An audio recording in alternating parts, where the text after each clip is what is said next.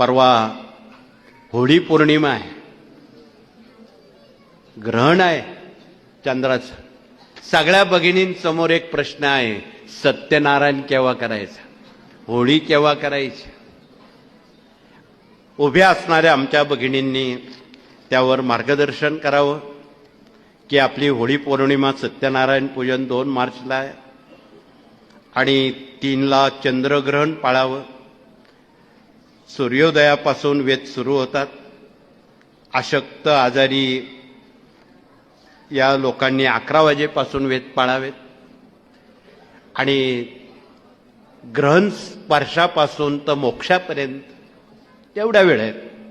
तुमचे सारे स्तोत्र मंत्र तुम्हाला माहीत आहे. तुमच्याकडे स्त्री सुक्त आहे, पुरुष सुक्त आहे, सारी मंत्रसंपदा आहे, गायत्री मंत्रापासून तर सर्व मंत्रांपर्यंत यथाशक्ती ती मंत्र घासून पुसून घ्यावी. घासून पुसून याचा अर्थ तुम्ही जशी भांडी जुनी वापरात आणताना स्वच्छ करतात तसं ते मंत्र उजाळून घ्यावेत.